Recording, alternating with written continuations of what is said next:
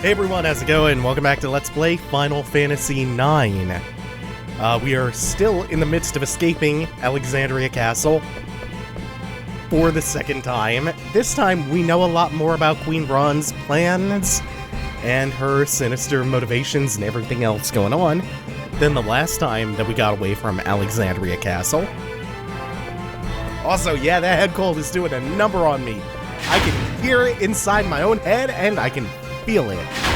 I am back from PAX, and surprisingly, I am a little bit less sick after going to a 4-day convention with even more people than there were at TI. So we walk immediately back into the trap, but this time, Marcus and Blank are here for the assist. So Marcus and the Supersoft actually worked. They did what they had to do. Marcus administered the cure, and Blank is now out of the petrified evil forest.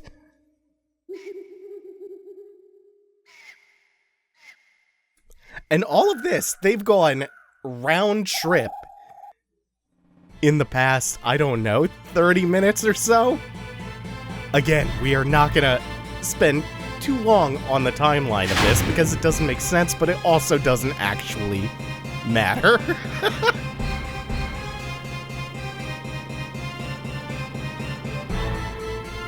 So this walkway up, if you remember where this leads, if we're going backwards, this leads back to the Gargan. Gargan Roo is how we got to that point in the first place.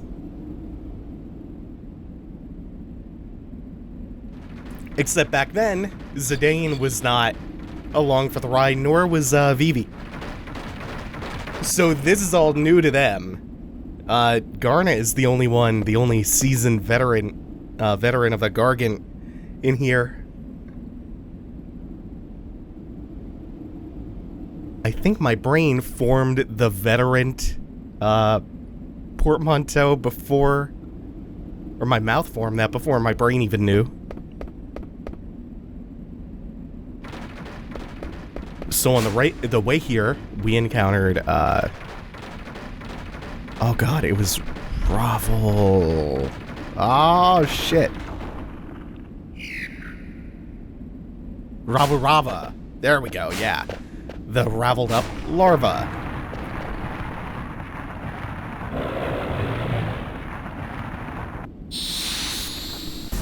But on the way back, we get something like it, but bigger and meaner. This guy is Rawal Mago. Rawal Mago.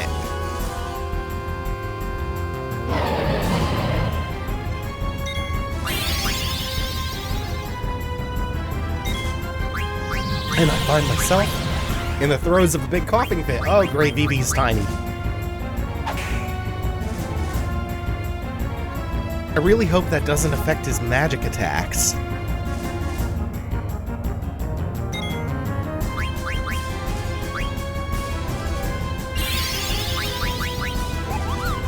Oh yeah, have a bad coughing fit. Luckily there's that mute button. I'm dying for y'all! Let's get that remedy going. Hopefully that does the trick. Yes, it does embiggen VIII.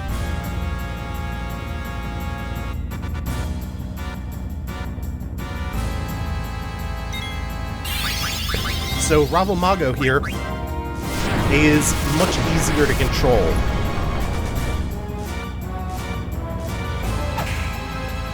All you need to do is occasionally get one physical attack in when he is not curled up, and that will cause him to curl up. And while he's compacted like that, he cannot do anything.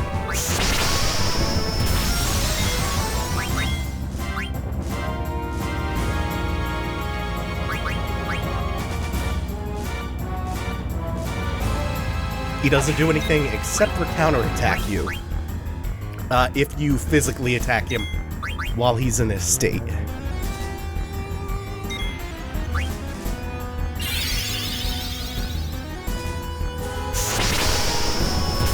So all we're gonna do with this fight is have Vivi repeatedly use magic on him. Oh yes, we got the oak staff. That's the main thing I wanted to steal.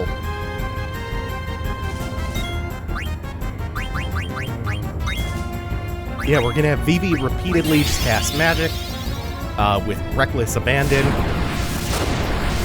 And meanwhile, Zidane will continue trying to steal, while Dagger actually takes care of just hitting him physically, since there should be nothing to really that we need to heal. And Zidane is on stealing duty, so Dagger can just hit him every now and then and cause him to curl up, making this fight really danger-free.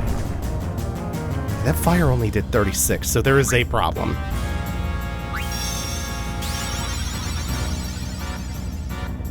We can also just throw Ether Vivi's way, have Zidane ready to hit him.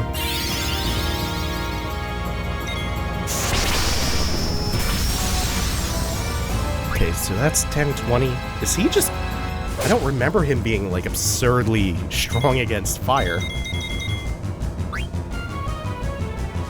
Unless his compact state just... I hit him between him curling up and being uncurled. And his compact state also gives him damage mitigation against... Oh, that might be the case. Yeah, against magic attacks, too.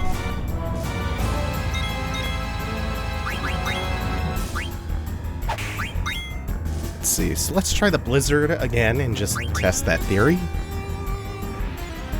Yeah, I thought the compact state was, like, his defense against physical attacks. I didn't realize it also mitigated magic damage like this, unless... Yeah, it does. Okay, that's the reason. Could have sworn that I hit him in his curled up state with a magic attack, though, that was doing at least a reasonable amount of damage. But it's probably just been hitting like this as soon as it becomes uncurled. So this should hit for about 1,000 again, and end the fight. Good. So that one just comes down to like a timing window, where you can maximize damage and minimize the risk of him actually getting any of his dangerous stuff in.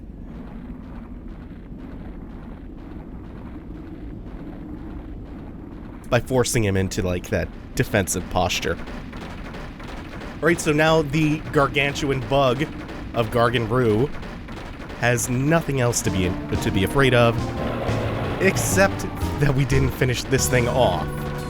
So it's chasing us all the way down the tunnel. We have no way to make it stop, either.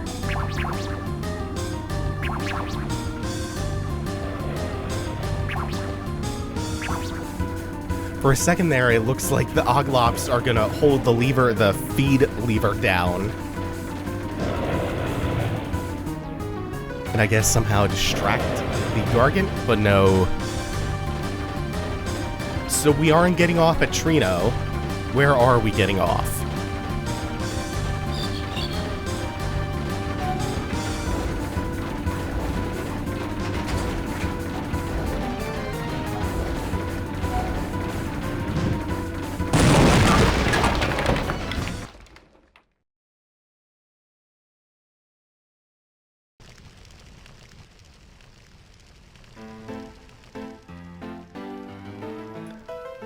This is not a flashback, by the way.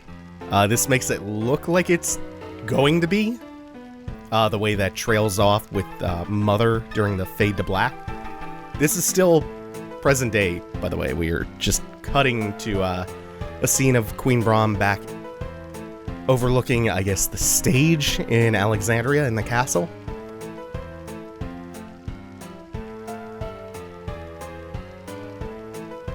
Not too different from how all of this began.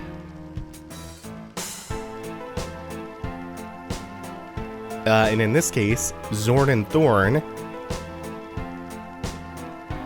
are requesting an audience for the princess, or for the queen, on behalf of somebody else.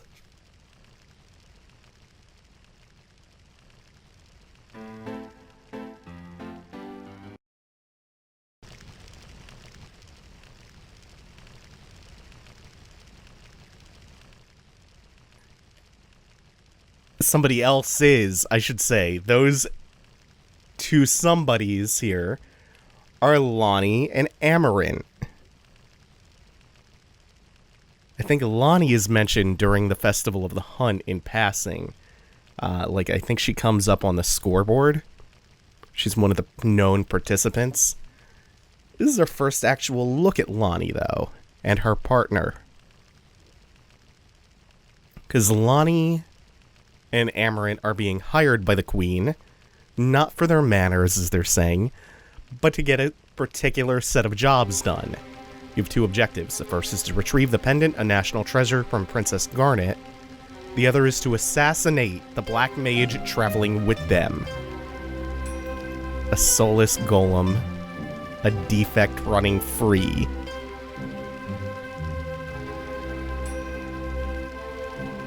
And Queen Brahne is pretty much telling Lonnie that if Garnet resists, hey, do whatever it takes to get the pendant back.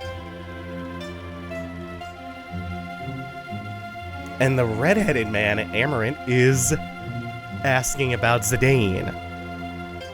I'll take care of your request after I finish him. He's just gonna jump down from the balcony.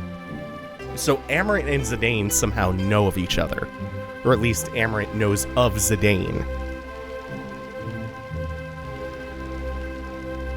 And just like that, the fleet's home, and they're ready to leave again to do something completely appalling.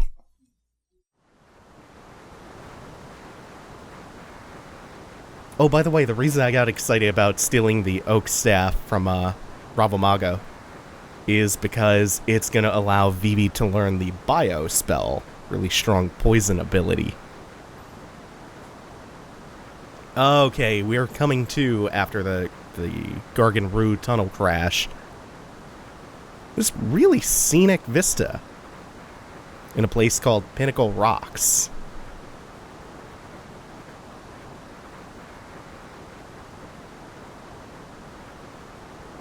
Yeah, no sign of Steiner or Freya. Last we saw them, they were fighting off Bandersnatches. Alongside Beatrix, of course. The newly defected Beatrix. So we're split again.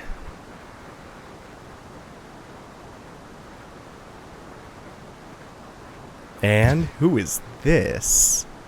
This old man in the sky who has appeared before us. His name is Ramuh. I've heard your name somewhere.